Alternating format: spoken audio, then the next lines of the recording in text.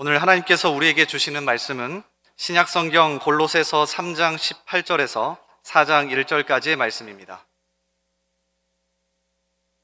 제가 가진 성경은 신약성경 327면입니다.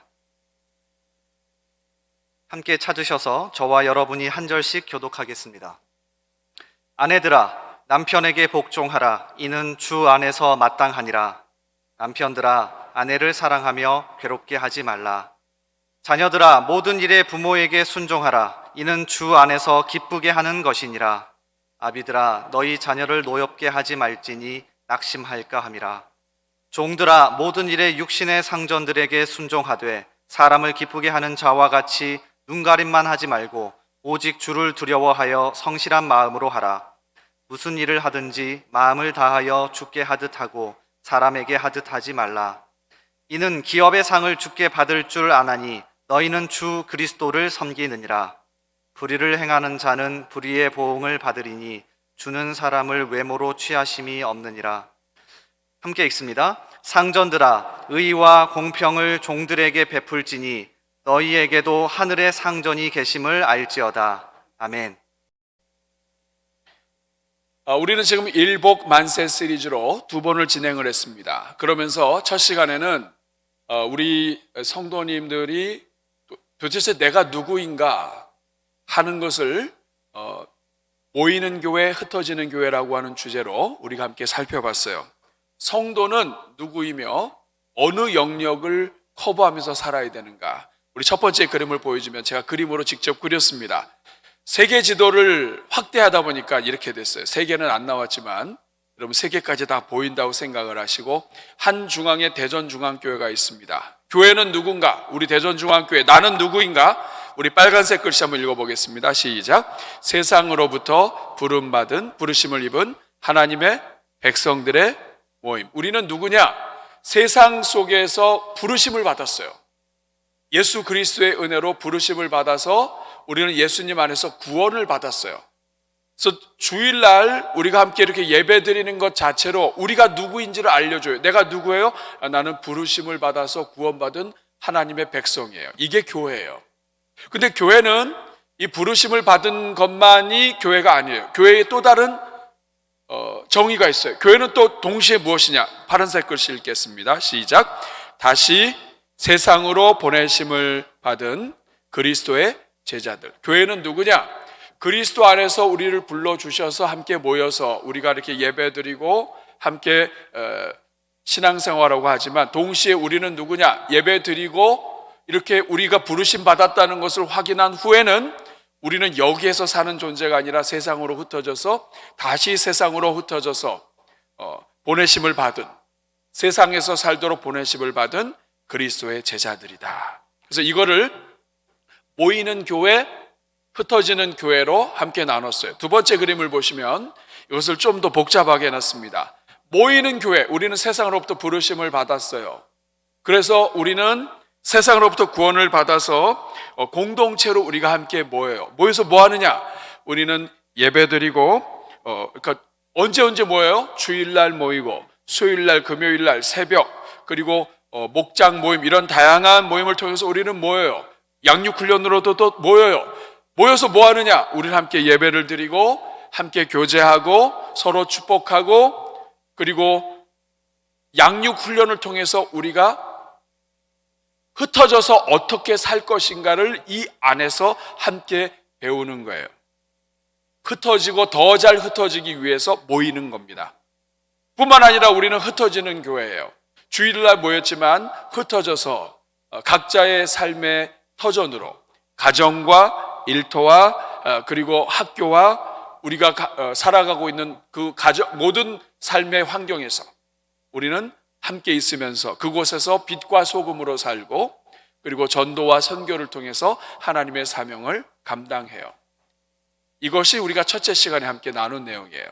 그리고 지난주에는 그렇다면 먼저 모이는 교회로서 우리는 무엇이 중요한가? 그래서 지난주에는 주일 성수에 대해서 함께 나눴습니다. 우리는 모이는 교회인데 모이는 교회로서의 가장 큰 정체성을 보여주고 복된 자리가 어느 자리냐? 주일을 지키는 자리다. 왜냐하면 하나님은 천지를 지으시고 일곱째 날에 안식하시면서 일곱째 날 시간 속에 복을 심어두셨어요. 누구든지 이 주일을 지키고 일주일 단위로 역사하시는 이 하나님을 믿으면서 이 주일을 지키는 사람은 시간 속에서 하나님이 복을 얻게 하셔서 계속 돌면서 복이 떨어지지 않는 인생이 되게 하신 거예요. 그래서 주일을 잘 지키는 것은 결국 누구를 위한 거냐? 나를 위한 거예요. 우리가 주일을 지킴으로 우리가 하나님의 복에 계속 들어와 있는 거예요. 이것을 우리가 지난주 함께 나눴습니다. 그러나 이번 주에는 그렇다면 우리는 동시에 흩어지는 교회다 이 말이죠. 지금 큰 그림을 하나씩 하고 있는 거예요. 우리가 누구냐? 우리는 모이는 교회, 흩어지는 교회다. 모이는 교회로서 우리는 무엇을 잘 집중하고 은혜가 떨어지지 않도록 해야 되는가? 주일 성수해야 된다. 그러면 흩어지는 교회로서 우리는 이제 어떻게 살아야 하는가? 흩어지는 교회로서 그러면 우리는 세상을 어디서 살고 세상 속에서 우리는 어디서 살아야 하고 그리고 이제는 우리가 어떻게 일해야 되는가? 이것을 오늘 큰 그림을 그리면서 앞으로 계속 다루겠지만 오늘은 흩어지는 교회의 큰 그림을 무슨 일이든 죽게 하듯 하라라고 하는 주제로 여러분들과 함께 나누려고 합니다. 자, 그러면 오늘 첫 번째로 성도는 결국 어디에서 살아야 하는가? 성도는 어디서 삽니까? 결국은 교회가 아니라 어디에서 살아요? 사회 속, 세상 속에서 살아요. 여러분, 성도는 교회에서 살지 않습니다. 물론 우리가 은혜 받으면 교회에서 살아요. 그런 경험 하시는 분들 있을 거예요.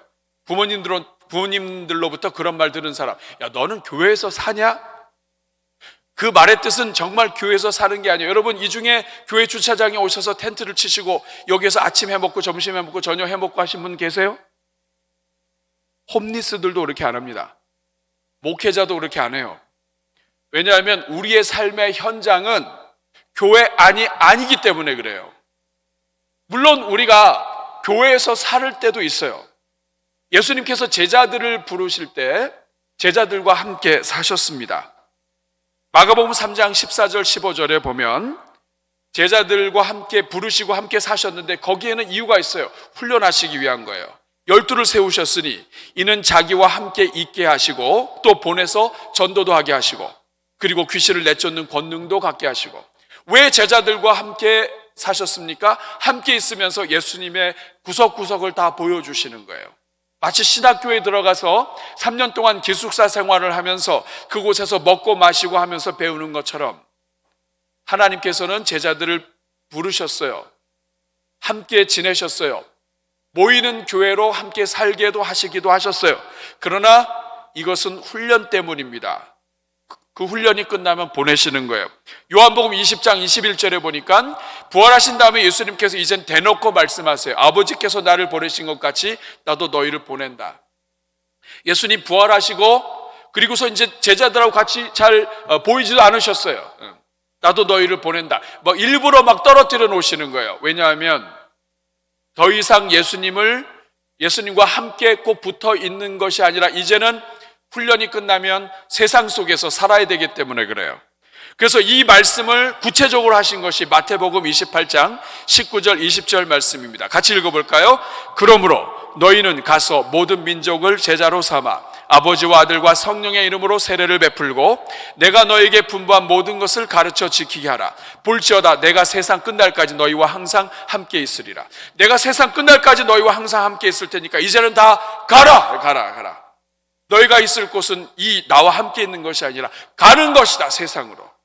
성도들은 세상에 보내심을 받은 거예요. 단 주의할 게 있어요. 사도행전 1장 8절 가기 전에 확인해야 될 게 있습니다. 그것은 뭐냐면 성령을 받아야 돼요. 오직 성령이 너에게 임하시면 너희가 권능을 받은 후에 예루살렘과 유대와 사마리아 땅끝까지 이르러서 증인이 된다. 예수님께서는 제자들을 보내실 때 그냥 보내지 않으시고 성령을 받고 보내셨어요. 오늘날 교회는 마찬가지예요. 하나님의 성령이 부어지고 은혜가 부어지면 교회는 자꾸만 사람들이 모여요. 교회 자꾸 있고 싶어요. 교회가 좋아요. 여러분, 돌을 하나 매달고 이 줄에다가 이렇게 해서 막 돌리면 이 돌이 줄 때문에 벗어나지 못해요. 잡아당기니까. 잡아당기는 힘, 구심력이라고 하죠. 교회는 하나님의 영이 부어지면 이 구심력이 세져요. 잡아당겨요. 누구든지 다 잡아당겨요. 떨어져 가고 싶어도 다 잡아당겨요. 그래서 하나님의 영이 부어지고 성령으로 충만한 교회는 사람들이 모여요. 자꾸만 교회 가고 싶어요.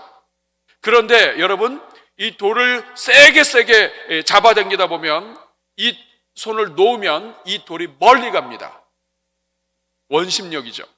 하나님께서 교회에 은혜를 주시면 주실수록, 성령으로 뜨겁게 부어주시면 부어주실수록 하나님의 백성들은 멀리 갑니다. 하나님의 은혜를 받아서 땅끝까지 간다고요. 이게 원심력이에요. 성령께서 이렇게 모이는 교회를 통해서 하나님이 영혼들을 살리시고, 흩어지는 교회를 통해서 멀리 하나님께서 보내시는 거예요. 어디든지 힘있게 어두운 곳이라면 다 갈 수 있도록 하나님이 그렇게 하시는 것입니다. 그러므로 여러분, 정말 좋은 교회는 어떤 교회냐? 성도들을 불러서 교회 안에서 자기들끼리만 지내고 자기들끼리만 먹고 자기들끼리만 히히히히 거리는 교회가 좋은 교회가 아니에요. 좋은 교회는 하나님이 영혼들을 보내주시면 이 영혼들을 함께 예배하고 교제하고 양육하고 훈련해서 이 성도들이 각자의 삶으로 흩어지는 교회로 각자의 삶 속에서 어떻게 하면 하나님의 기쁨이 되고 하나님께 영광을 올려드릴 수 있는지를 돕는 교회가 좋은 교회예요. 우리 한국 교회는 이 부분에 있어서 많이 약했습니다. 성도들이 오는 건 좋아했는데 일터에서 어떻게 살아야 되는지, 가정에서 어떻게 살아야 되는지, 어려운 사람들을 어떻게 대해야 되는지, 사회 이슈에 대해서는 어떻게 해야 되는지 우리가 몰랐어요. 가르치질 못했어요. 이제는 가르쳐야 돼요. 어떤 교회가 좋은 교회예요? 세상에서 흩어져서 잘 살 수 있도록 훈련하고 양육하고 격려하고 그래서 내보내는 교회. 다시 또 모여서 왔을 때 이 사람들을 더 잘 격려하고 해서 또 다시 내보내는 교회. 대전중앙교회는 그런 의미에서 아주 좋은 교회예요. 제 스스로가 이렇게 얘기하니까 막 낯이 뜨거워요. 그렇지만 여러분, 우리는 방향이 합당합니다. 모이는 교회로서 성도들을 잘 세워서 보내기 위해서 우리 장로님들과 함께 우리가 최선을 다하고 있어요. 여러분, 좋은 교회 앞으로 더욱 좋게 만들어주시는 여러분이 되기를 축복합니다. 그러면 여러분, 부르심을 받은 성도가 살아야 할 삶의 현장이 어디예요? 오늘 본문은 아주 구체적으로 삶의 현장이 어디인지 얘기해줘요. 우리가 은혜를 받았어요. 은혜를 받은 백성은 어디서 살아야 되나요? 오늘 본문 18절부터 나와요. 첫째는 성도는 가정에서 살아야 돼요.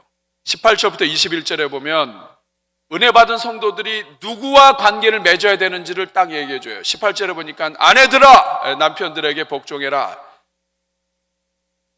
가정이에요. 19절에 보니까 남편들아 아내를 사랑해라. 가정이에요. 가정.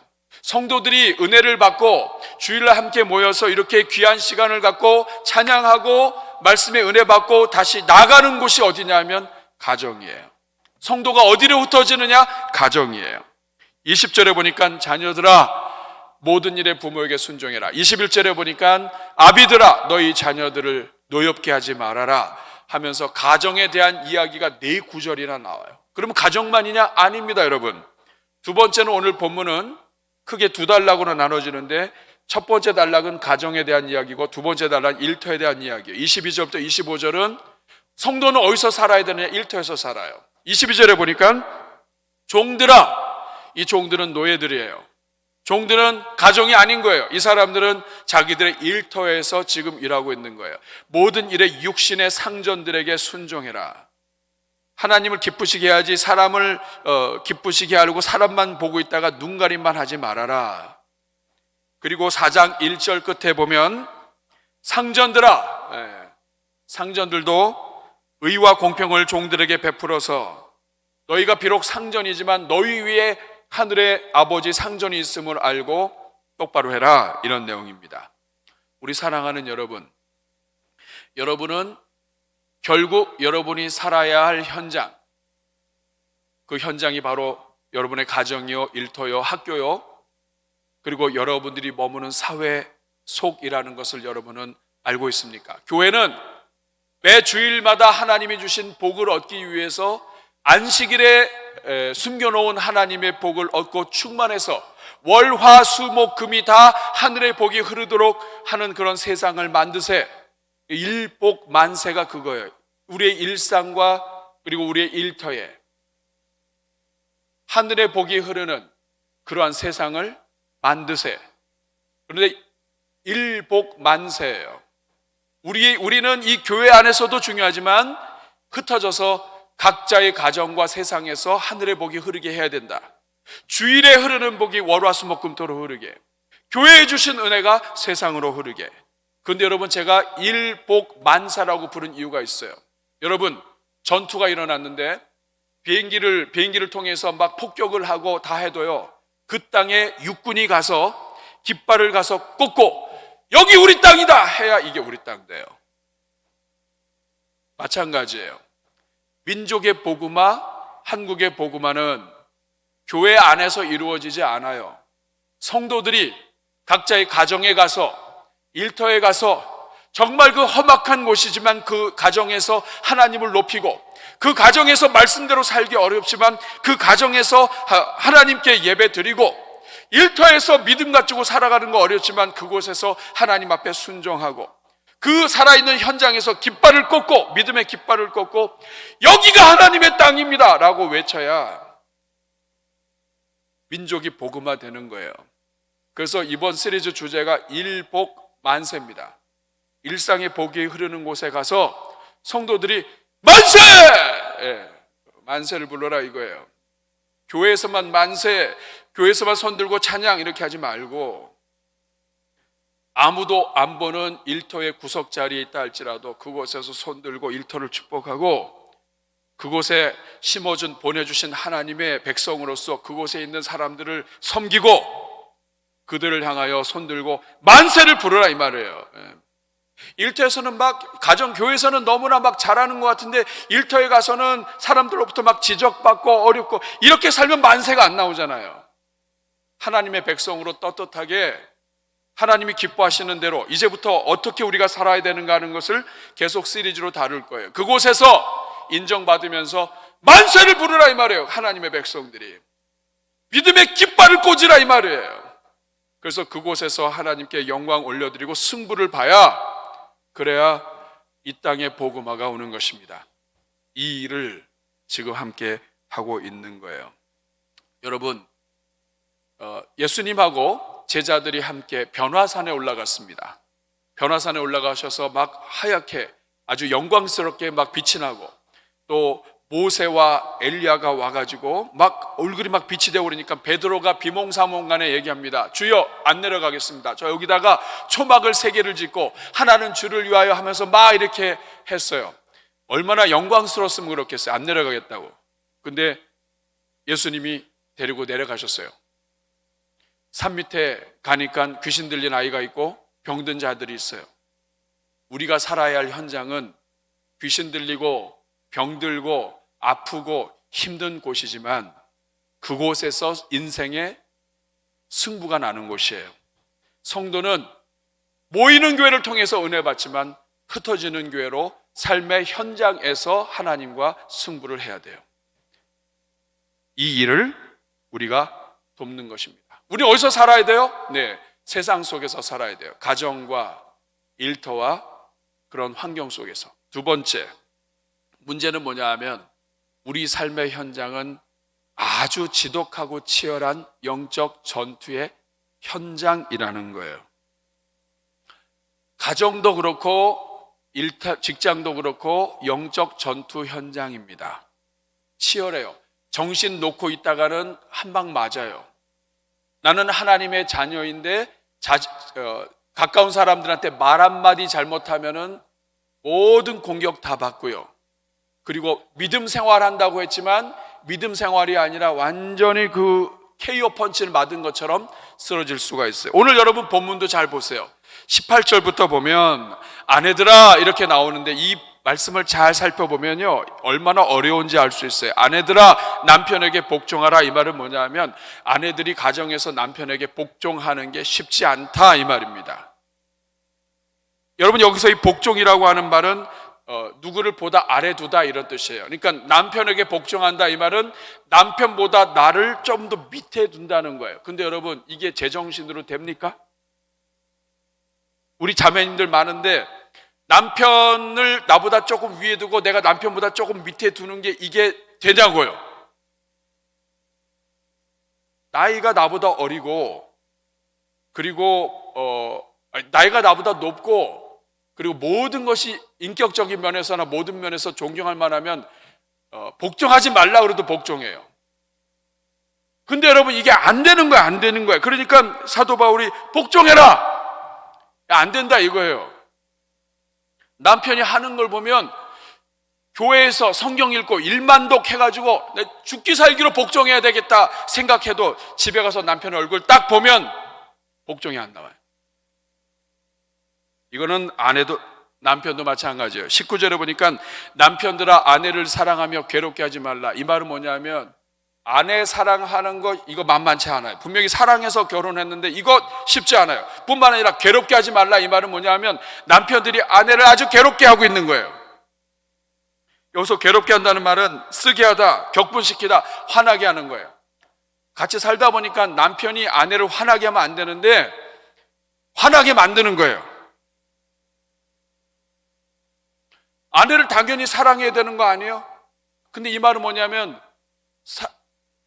남편도 문제지만 아내도 사랑받을 일을 더 많이 해야 될 텐데 그렇지 않을 수도 있다는 거예요. 이거를 세상 용어로 환장한다고 얘기하는 겁니다. 자녀들은 또 어떻고, 20절에 보니까 자녀들아 모든 일에 부모에게 순종하라. 자녀들 치고 부모 순종해야 되는 거 모르는 자녀 있습니까? 근데 자녀들아 순종해라, 순종이 안 되는 거예요. 왜냐하면 순종하고 싶어요. 근데 요새 이 매스컴이나 이런 거 뜨는 거 보면 부모들 중에 이상한 부모들이 또 많아졌어요. 얼마나 안 되면 뒤에다가 이는 주 안에서 기쁘게 하는 것이니라 이렇게까지 얘기했겠어요. 자식도 문제지만 부모도 문제다, 이 말입니다. 21절에 보니까 아비들아 너희 자녀를 노엽게 하지 말아라. 애들이 낙심한다. 이 말은 뭐냐면 많은 부모들이 애들 낙심시킨다는 거예요. 비교하지 말아야 될 것 같다. 비교하고 누구 집은 이런데 막 뒤끝에다 흐리고서 누구네는 이거 선물했던데 누구는 이렇던데. 제일 싫은 게 비교하는 거잖아요. 이 비교하는 게 싫어가지고, 비교하는 거 여러분 조심하셔야 돼요. 요셉이 왜 옷도 다 뺏기고 노예로 팔렸냐면 비교해서 그런 거예요. 편애해서. 그런데 한다고요. 부모들이 모르게 해요. 그리고 막 짐을 막 져줘요. 이건 이렇게 해야 되라, 저렇게 해야 된다, 이건 저거다, 조상은 이렇게 해야 된다. 이 마음이 충만하면 다 합니다. 근데 마음에 충만하면 안 주고 자꾸 이거 해라 저렇게 하고 얽어매니까 애들이 낙심해요. 노엽게 하지 말라, 이 말은 뭐냐면 격동시키고 자극하지 말아라. 부모가 배운 것이 적고 무지하고 죄가 많아서 노엽게 할 수도 있고요, 자식을 잘 몰라서 노엽게 할 수도 있고, 부모로 하여금 가만히 있지 못하게 하는 자식도 있어요. 그러니까 가정 생활이 어려운 겁니다. 이게 이 전쟁터예요, 전쟁터. 교회에서 은혜 받고 집에 가서 남편과 아내 얼굴 딱 보면서 은혜 다 떨어질 때도 있고, 자식 때문에 모든 거 다 쏟을 때도 있고 어렵다. 직장도 마찬가지입니다, 여러분. 여기 22절에 보니까 종들아 모든 일에 상전들한테 순종해라. 이 말은 뭐냐면 종들이요, 노예인데도 불구하고 그게 안 된다, 이 말이에요. 눈가림만 하지 말아라. 이 말은 뭐냐면 눈가림으로 일하기 제일 좋은 데가 직장이다. 25절에 보니까 불의를 행하는 자는 불의의 보응을 받을 것이니까 불의 행하지 말라. 그렇지만 여러분, 온갖 종류의 불의와 타락한 것과 이런 모든 문화가 직장에 또 다 있어요. 4장 1절에 보니까 상전들아 의와 공평을 종들에게 베풀어라. 너에게도 하늘에 상전이 있다. 종들한테 의와 공의를 베풀어라. 이 말은 뭐냐 하면 상전들이 그렇게 안 한다는 거예요. 좀 가지고 힘이 있고 돈이 있고 하다 보면 사람들을 불평등하게 해요. 차별해요. 예. 사람들을 갖다가 여러 종류로 차별을 해요. 의와 공평을 베풀기 어렵고 온갖 편견과 온갖 차별이 있을 곳이 어디냐? 사회고 일터다 이 말이에요. 이런 어려운 상황 속에서 사도 바울이 얘기하는 겁니다. 가장 먼저는 아내들한테 남편에게 복종해라. 그럼에도 불구하고 복종해야 된다. 이게 열쇠다. 왜냐? 하나님이 천지를 지으실 때 남자는 하나님의 영광을 받게 해놔서 남자는 누구냐? 명예를 먹고 살기 때문에 존중해주고 격려해주고 세워주면 남자는 그 자기를 존중해주는 사람에게 목숨을 걸게 만들어져 있다 이 말이에요. 창조의 원리가 그래. 그러다 보니까 남자를 지을 때 예수 그리스도의 모형이 되고 여성을 지을 때 교회의 모형이 되게 하셨기 때문에 남자는 누구든지 그래요. 명예를 세워주고 존중해주면 아무리 돈을 못 벌고 건강하지 못하고 문제가 있어도 남편으로서 아버지로서의 명예를 높여주면 그 집은 평안하게 된다 이 말이에요. 남자가 그렇게 생겨 먹었다. 자기를 존중해주는 그 사람에게 생명 건다. 근데 어머니들이 안 그럴 수 있단 말이죠. 조금 못하면 무시하고 구박하고 이사할 때 냉장고에 숨을 정도로, 그래서 나를 꼭 데려가 주세요 하는 마음으로 할 정도로 남자들이 땅에 떨어져 있으면 이 남자들의 사랑받기 어렵다. 남자로 하여금 여자를 진정으로 사랑하게 하도록 원한다면 남자의 명예를 세워줘라. 이것이 성경이 지금 가르치고 있는 거예요. 뿐만 아니라 남편은 아내를 사랑하라고 얘기합니다. 이것도 창조의 원리예요. 이건 평등의 문제가 아니라 신학의 문제인 거예요. 아내는 창조할 때부터 남편의 이 뼈로부터 나왔어요. 소중한 뼈. 그 말은 뭐냐면 이 아내는 남편이 사랑하고 소중히 여기면 여길수록 더욱 소중한 존재가 된다는 뜻이에요. 아름답기 때문에 사랑하는 게 아내가 아니라 사랑하면 아름답게 되는 것이 아내라는 뜻입니다. 이 순서를 사회는 자꾸 바꾸고 믿음의 형제들도 이걸 자꾸 바꾸다 보니까 망하는 거예요. 우리 사랑하는 여러분, 오늘부터 아내들은 남편을 존중하고 세워줄 수 있기를 축복합니다. 남편은 그거 하나 하면 모든 걸 다 걸어요. 아내는 사랑을 해야 합니다. 쉽지 않지만 이 하나님이 그렇게 말씀하시니까 이 안에 다 해답이 있는 거예요. 자녀들은 부모에게 순종해야 돼요. 하나님은 자녀가 부모에게 순종하는 것에 모든 걸 다 복을 걸어 놓으셨어요. 부모가 자식을 노엽게 한다 할지라도 그냥 순종하는 거예요. 부모가 잘해줘서 순종하는 거 아니고 부모이기 때문에 순종하는 거예요. 이것이 질서를 지키는 것인데 이게 복이 된다는 겁니다. 부모도 마찬가지예요. 자식 노엽게 하지 말아라. 자식은 노엽게만 하지 않아도 부모를 섬긴다. 노엽게 해서 매를 번다 이런 뜻입니다. 직장에서 상사에게 순종하고 상전들은 의와 공평을 베풀고 이게 다 가정과 일터에서의 가장 기본적인 원리들이에요. 사랑하는 여러분, 여러분 흩어지는 교회로 우리 성도들이 살아가는 게 얼마나 힘든지 아세요, 여러분? 이거 어려운 일입니다. 우리가 주일날 예배 드리면서 이렇게 나와 있지만 여러분, 이 자리에 나오기까지 성도들의 한 주의 삶을 뚜껑을 열어보면 이 쉬운 게 아니에요. 가정에서 주부로 섬기는 사람이나 직장을 다니는 사람이나 은퇴해서 함께 있는 사람이나 사회생활을 어디서 무엇을 하든지 간에 다 어렵다고요. 교회는 하나님의 은혜로 함께 모여서 은혜를 나누고 세상이 흩어져서 주님의 말씀을 가지고 가정에서 일터에서 사회에서 살다가 다시 모인 거예요. 교회는 어떤 곳이냐? 온 이 사람들을 격려하고 끌어안는 곳이에요. 여러분 가정에서 아무 일 하지 않고 힘들고 있어도 여러분 그게 쉬운 게 아닙니다. 외롭다고요. 우리 어르신들 이제 더군다나 코로나가 있어가지고 있어보세요. 되게 어려워요. 혼자 있으나 일을 하나 안 하나 살아있는 그 자체가 외롭고 힘든 겁니다. 교회는 어떤 곳이냐? 그래서 온 모든 성도들을 주 안에서 같이 예배드리고 함께 격려하는 거예요. 마치 권투시합에서 원수 마귀와 이 권투시합을 하다가 잘 될 때도 있어요. 한 대 때릴 때도 있고 잽으로 어퍼컷으로 막 때릴 때도 있어요. 그런데 어떤 때는 막 정신없이 얻어맞다가 올 때도 있어요. 막 여기 찢어지고 이빨 하나씩 나가고 막 이렇게 붓고, 미국뿐만 아니라 그 뺨을 때리는 그 시합이 있더라고요. 서로 이렇게 딱 테이블 위에서 이렇게 놓고 돌아가면서 뺨을 때리는 거예요. 뺨을 딱 때리면 여러분 이 손이 이렇게 굵은 사람이 뺨 때리면 이게 돌아갑니다.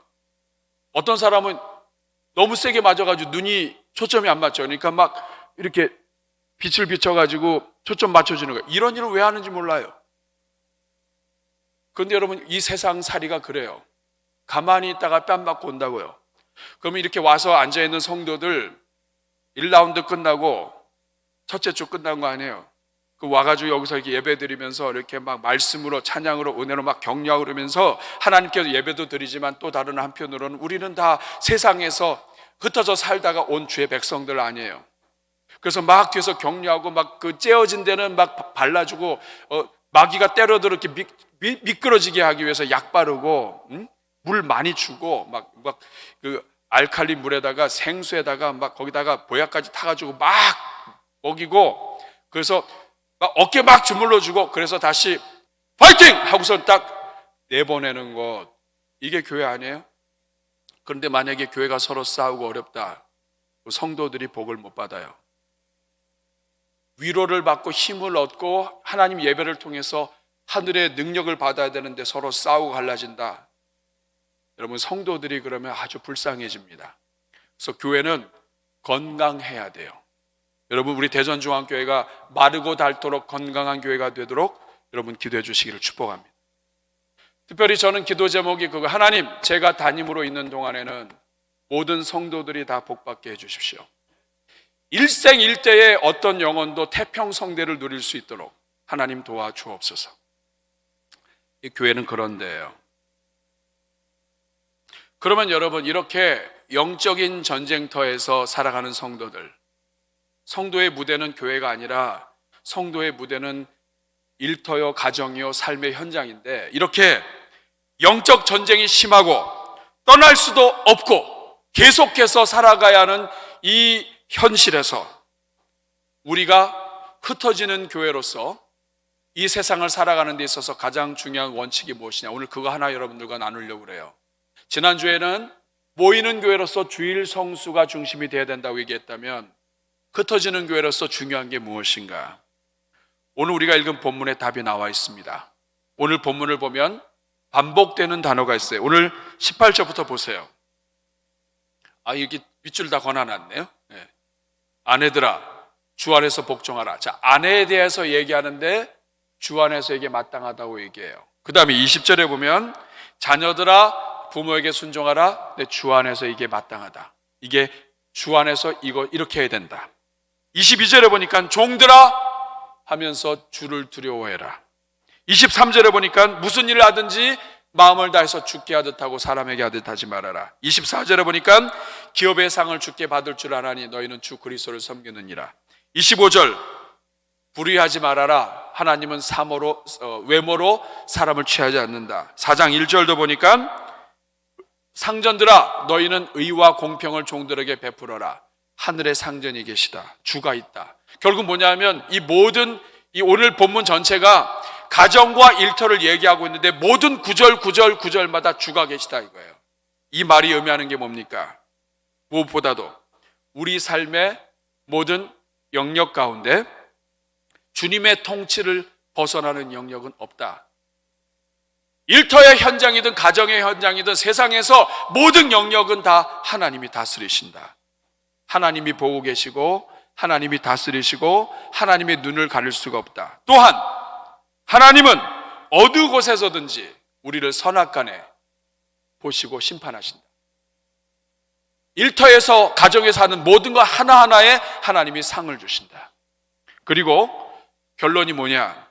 가정윤리와 직장 윤리의 모든 대인관계의 기초가 되는 핵심 윤리가 있다. 오늘 그걸 함께 나누려고 하는 게, 그게 뭐냐면 모든 일을 주께 하듯 하라. 모이는 교회로서 주일 성수가 중요하다면 흩어지는 교회로서 가장 중요한 것은 모든 일을 주께 하듯 하라. 따라하겠습니다. 모든 일을 주께 하듯 하라. 이게 대원칙이에요. 이거는 23절 말씀인데 같이 읽어보겠습니다. 무슨 일을 하든지 마음을 다하여 주께 하듯 하고 사람에게 하듯 하지 말라. 여기에 보면 세 가지로 나눌 수 있습니다. 무슨 일을 하든지 마음을 다하여 주께 하듯 하고 사람에게 하듯 하지 말라. 가장 먼저는 무슨 일을 하든지예요. 여러분, 내가 무슨 일을 하느냐, 어떤 일을 하느냐 하는 것도 중요하지만 하나님이 중요하게 여기는 것은 뭐냐면 그 일이 크고 작고의 문제가 아니라는 거예요. 무슨 일을 하든지, 무슨 일을 하든지. 여러분, 하나님이 인생을 지으시고 창세기에 복을 주시고 창세기 1장 28절에 명령하실 때 큰 명령이 아니에요. 너희는 생육하고 번성해라. 생육이 뭔지 아세요? 아이를 낳아라 이거예요. 여러분, 아이 낳는 게 큰일인 겁니다. 그리고 아이를 키우는 게 큰일인 거예요. 그러니까 하나님이 생각하시는 일은 우리가 막 나라를 일으키고 그런 게 아니에요. 내가 있는 현장에서 어떤 일을 하든지 무슨 일을 하든지 이게 중요합니다. 마태복음 25장 40절 같이 읽어볼까요? 마태복음 25장 40절 시작. 임금이 대답하여 이르시되 내가 진실로 너에게 이르노니 너희가 여기 내 형제 중에 지극히 작은 자 하나에게 한 것이 곧 내게 한 것이니라.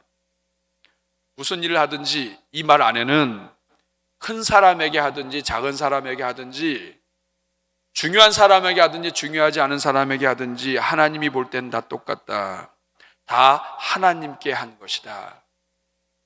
이걸 알아야 됩니다. 무슨 일을 누구에게 하든지 하나님은 큰 일을 한다고 해서 더 이것이 더 이런 거 아닙니다. 하나님 앞에서는 아주 작은 거 큰 게 구분이 없는 거예요.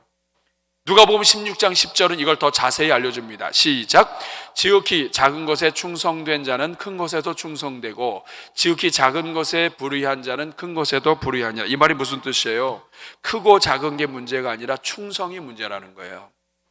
내가 하루 종일 가정에서 가사를 돕는데 이거는 뭐 큰일도 아닌 것 같고 반복되는 일 같고 하지만 이 지극히 작은 것에 충성된 사람, 이 충성을 하나님은 보신다는 거예요. 직장 안에서 내가 직장 생활을 오래 했는데도 불구하고 나는 인정받지 못하는 것 같고 중요한 자리에 있지 않는 것 같지만 그럼에도 불구하고 나에게 맡겨준 그 일을 충성으로 하는 사람이 중요하다는 거예요. 이게 하나님이 말씀하신 것입니다. 마태복음 10장 42절 같이 읽어볼게요. 시작. 또 누구든지 제자의 이름으로 이 작은 자 중 하나에게 냉수 한 그릇이라도 주는 자는 내가 진실로 너에게 이르노니 그 사람이 결단코 상을 잃지 않을 것이다. 이 작은 자 중 사람들이 중요하게 생각하지도 않는 사람, 그 사람에게 그것도 냉수, 무슨 돈을 주는 것도 아니고 옷을 주는 것도 아니고 어디서든지 뜰 수 있는 냉수 하나 준 것, 우리가 볼 때는 정말 볼품없고 가치도 없어 보이지만 우리 하나님은 어떤 하나님이냐? 그것도 상을 잃지 않게 하신다. 이 말은 하나님 앞에서는 사소한 일이 하나도 없는 거예요. 아주 작은 일이라 할지라도, 아주 작은 사람에게 하는 것이라 할지라도 무슨 일을 하든지, 그 다음에 나오는 말이 마음을 다하여입니다. 무슨 일을 하든지 마음을 다하여. 여러분, 여기서 이 마음이라고 하는 것은 우리의 이 마음도 되지만 심장, 생명력, 목숨 이런 뜻이에요. 그러니까 어떤 일을 하든지 마음을 담아서, 생명력을 넣어서, 목숨을 다해서, 감정과 열정을 넣어서 정성으로 그 일을 하라는 거예요. 어떤 일이든지 마음을 담아서 하는 것이 중요하다. 큰 일, 작은 일, 중요한 일, 사소한 일. 나는 정말 다른 사람에게 맨날 일터에 가니까 커피만 타오라 그러고 한다 할지라도 그것도 마음을 담아서 하는 것이 하나님께 하는 것이다. 이렇게 무슨 일을 하든지 마음을 다하여 주께 하듯 하고 사람에게 하듯 하지 말아라. 여러분, 여기서 이 주가 누굽니까? 우리 주인은 이 동네 이장님이 아니세요. 여러분, 이장님도 중요하지만 우리 하나님은 누구냐? 하늘과 땅의 모든 권세를 가지신 분이 우리 하나님이세요. 우리 주님이세요. 이 주님에게 하듯이 하라 이거예요. 커피를 타와도 주님에게 하듯이, 아주 작은 거 형편없는 것을 해도, 집에서 설거지를 해도, 무엇을 해도 이것을 주님께 하듯이 이것을 기쁨으로 해라. 작은 것에 충성된 자는 하나님이 은혜 베푸신다. 제가 군 생활할 때 군단장이 한 번 오는데요, 일주일 내내 닦았습니다. 일주일 내내. 군단장 한 분 오신다고 모든 쓰레기를 용납하지 않았어요. 마찬가지예요. 우리의 일터에 우리가 볼 때는 정말 가고 싶지 않은 현장이 될 수 있지만 그 가정에 하나님이 계시고 일터에 하나님이 계셔서 다 보고 계신다 이 말이에요. 그러니까 그 하나님 앞에서 죽게 하듯 아무리 사소한 일인 것처럼 보여도 일을 해라. 이것이 성도가 세상에서 살아가는 방법, 세상에서 하나님을 예배하는 방법. 앞으로 구체적으로 어떻게 일을 해야 될지 함께 나누겠지만 큰 그림은 이거예요. 무슨 일을 하든지 어디에 있든지 마음을 다해 죽게 하듯 하라. 루터가 이렇게 말했습니다. 구원을 받고 세례받은 하나님의 자녀들이 하는 일들은 모두 거룩한 일이다. 또 이런 말도 했습니다. 자기 직업을 통해 이웃을 섬기는 일이 곧 세상을 예배로 가득 채우는 길이다. 켈빈 종교개혁자는 이렇게 얘기했습니다. 직업이란 단순히 육체의 필요를 채우는 생계의 수단이 아니라 그리스도를 따르는 삶의 표현이 되어야 하며, 그러하기에 하나님이 주신 지위와 직분은 영혼의 수련 도장이다. 말씀을 맺을게요. 예수님께서 승천하시면서 볼지어다 세상 끝날까지 내가 너희와 항상 함께 한다고 하셨어요. 모세가 이집트의 왕자였는데 이집트의 왕자의 자리에서 쫓겨났습니다. 광야 생활 40년 하면서 인생 거의 포기 상태예요. 근데 하나님이 그 모세를 부르세요. 떨기나무 속에서, 떨기나무처럼 흔한 인생이 되어버린 이 모세를 떨기나무 속에서 부르세요. 모세야, 모세야. 네. 그렇게 불렀을 때 성경은 뭐라고 기록하냐면 하나님이 그 떨기나무 사이에서 모세가 오는 것을 보고 계셨다. 여러분이 가정으로 돌아갈 때, 여러분이 일터로 돌아갈 때 하나님이 먼저 여러분을 보고 계신 거예요. 여러분을 부르신 분이 하나님이시라면 모세는 떨기나무 여기에만 있지 않아요. 하나님이 보내시는 현장에 가고요. 부르시는 분이 하나님이시라면 현장에 보낼 때 같이 가시는 겁니다. 여러분을 부르시는 교회로 부르셨다면 우리 하나님은 여러분을 세상에 그냥 보내지 않고 같이 가시고 먼저 그 자리에서 기다리고 계시는 분이에요. 이 하나님 붙잡고 이번 한 주 동안 우리 삶의 일터, 현장, 가정이 무슨 일을 하든지 죽게 하듯 하는, 마음을 다해서 하는 현장이 될 수 있기를 바라요. 여러분, 저는 여러분들에게 이 찬송으로 축복하고 싶습니다. 우리가 잘 아는 찬송이에요. 주 품에 품으소서. 가정, 일터, 어떤 사람은 온 집안이 기독교 집안이 돼서 조금 편해질 수도 있지만 어떤 가정은 지금도 영적 전쟁이 심한 가정이 있어요. 하나님이 여러분 품어주시기 바랍니다. 어떤 사람은 일터에서 인정받았지만 어떤 사람은 일터에서 아주 힘들게 보낼 수 있습니다. 하나님 여러분 품어주시기를 축복합니다. 주 품에 품으소서. 주 품에 앉아있는 모든 사람들 품으소서. 우리를 사랑하신 주님 능력의 발로 모든 사람마다 머리에 안수하여 주시고 안아주옵소서. 아무리 이 세상이 거친 파도가 와도 우리를 부르신 주님과 함께 주와 함께 날아오르리. 폭풍 가운데 아무리 폭풍이 있어도 우리 주님을 봐야 합니다. 무슨 일을 하든지 마음을 다하여 죽게 하듯 하라. 주님 안에 나 거하리. 주님, 이번 주도 어딜 가든지 주님과 함께 동행할 수 있기를 바랍니다. 나 거하리. 주의 능력을 믿습니다. 주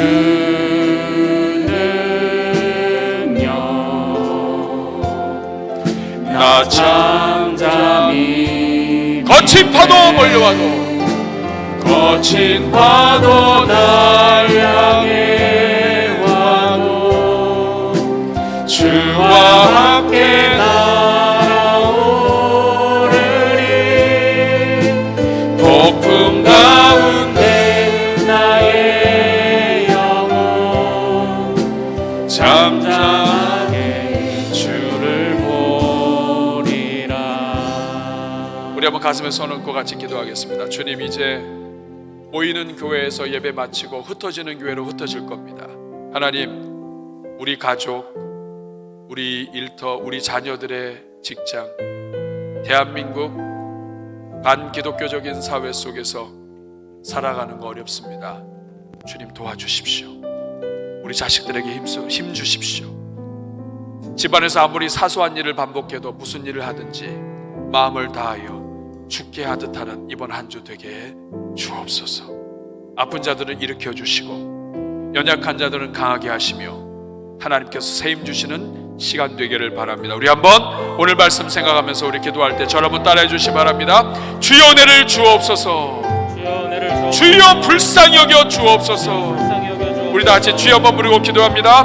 주여, 주님 이번 한 주 동안에도 승리하게 하여 주옵소서. 성도들이 가는 곳마다 높은 산이 낮아지며 아버지 골짜기가 메워지며 하나님 아버지 인생을 방해하는 모든 장벽들이 부서지게 하여 주옵소서. 가는 곳마다 예수 그리스도의 이름으로 인생에 사소한 일이 없다고 생각을 하고 우리 삶의 현장에서 무슨 일을 하든지 마음을 다하여 죽게 하듯 함으로 승리하게 하여 주옵소서. 죽게 하듯 함으로 승리하게 하여 주옵소서. 도우시는 주님 만나게 하여 주옵소서. 나의 직장과 가정과 일터 삶이 변화되게 하여 주옵소서. 하나님 아버지, 우리 세상들을, 우리 성도들을 다시 세상으로 파송합니다. 이번 한 주 어디에서 무엇을 하든지 흩어지는 교회로 승리하게 해주시고 하나님 담대하게 주님과 동행하며 이기게 하여 주옵소서. 예수님의 이름으로 축복하며 기도하옵나이다.